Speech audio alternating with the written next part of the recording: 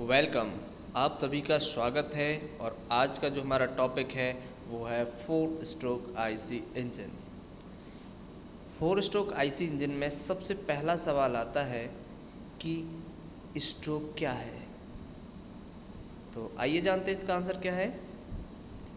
तो stroke means क्या होता है कि आप जो टीडीसी और बीडीसी दो शब्द लिखे हुए हैं, रेड लाइन है, इन दोनों के बीच की दूरी ही स्ट्रोक कहलाती है। स्ट्रोक का मतलब होता है कि पिस्टन मैक्सिमम कितने ऊपर तक जा सकता है और मैक्सिमम कितने नीचे तक जा सकता है। इन दोनों के बीच की दूरी को हम स्ट्रोक या स्ट्रोक लेंथ कहते हैं। ठीक है।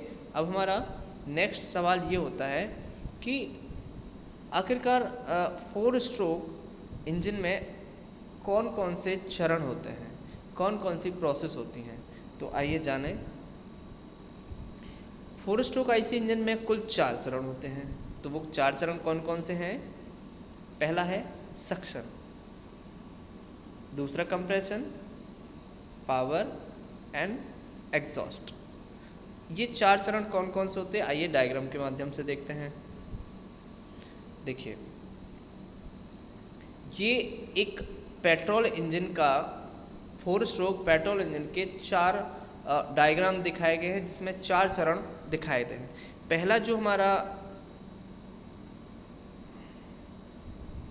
देखिए, ये जो पहला डायग्राम है इसमें पिस्टन ऊपर से नीचे की ओर आता हुआ दिखाई दे रहा है और इस दौरान आप देख पा रहे होंगे कि ये जो इनलेट वाल्व है ये खुला हुआ है, जबकि क्लोज्ड वाल्व जो दूसरा वाल्व हो एग्जॉस्ट वाल्व होता है वो बंद है। इसके साथ ही पिस्टन बॉटम डेड सेंटर की ओर चलता है, टॉप डेड सेंटर से बॉटम डेड सेंटर की ओर। और पेट्रोल इंजन में जिस सक्शन स्ट्रोक में एयर और फ्यूल का मिक्सचर आता है। ठीक है। अब पूरा जब बीडीसी पर पिस्टन आ जाता है तो इस सिलेंडर के अंदर एयर और फ्यूल भर जाता है, तो हमारा सक्शन स्ट्रोक कंप्लीट हो जाता है। दूसरे चरण में यानी कि कंप्रेशन स्ट्रोक में पिस्टन पुनः नीचे से ऊपर की ओर जाना प्रारंभ कर देता है और जो इनलेट वाल्व था वो बंद हो जाता है और एग्जॉस्ट वाल्व तो ऑलरेडी बंद था ही। देखिए, यहाँ पर दोनों वाल्व बंद होते हैं। इस दौरान पिस्टन हमारा नीचे से ऊपर की ओर यानी कि बॉटम डेड सेंटर से टॉप डेड सेंटर की ओर चलना प्रारंभ करता है और एयर फ्यूल मिक्सचर को दबाया जाता है यानी कि कंप्रेस्ड किया जाता है। कंप्रेस्ड होने के बाद जब ये कम्प्लीटली कंप्रेस्ड कर देता है उसी दौरान स्पार्क प्लग से स्पार्क या चिंगारी निकलती है और इस एयर फ्यूल के मिक्सचर को जला देती है। जैसे यहाँ पर बर्निंग होती है हमारा पावर स्ट्रोक शुरू हो जाता है।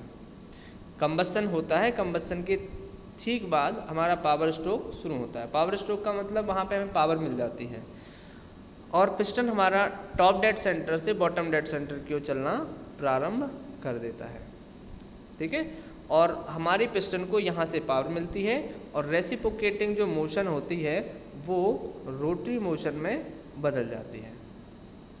इसके बाद पिस्टन जो सिलेंडर के अंदर जली हुई गैसें होती हैं, इन जली हुई गैसों को बाहर निकालने के लिए हमारा एग्जॉस्ट वाल्व खुल जाता है और पिस्टन हमारा पुनः बॉटम डेड सेंटर से टॉप डेड सेंटर की ओर चलना प्रारंभ कर देता है। इस प्रकार से हमारे आईसी इंजन में 4 चरण पूरे हो जाते हैं और पूरे हो जाने के बाद ये हमने पेट्रोल इंजन के बारे में चर्चा करी है। डीजल इंजन के केस में क्या होता है कि जहाँ वहाँ पे पेट्रोल और हवा का मिक्सचर आ रहा था, यहाँ केवल हवा अकेली ही आती है।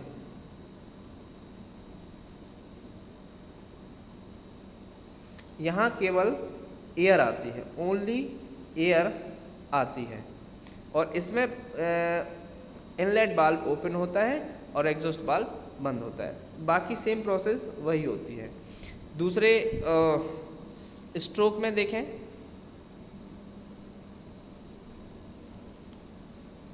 कंप्रेशन स्ट्रोक में दोनों वाल्व बंद रहेंगे और हवा को कंप्रेस्ड कराया जाएगा। जब ये कम्प्लीटली कंप्रेस्ड हो जाता है उसी दौरान यहाँ इंजेक्टर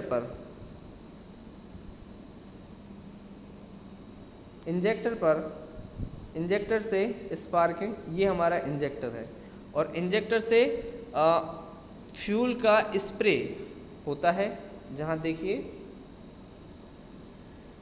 फ्यूल का स्प्रे होगा और वो फ्यूल कंप्रेस्ड एयर जो कि गर्म होती है उसमें बर्न हो जाता है। बर्निंग होने के कारण वहाँ पर हीट क्रिएट होती है और हमें पावर मिलती है।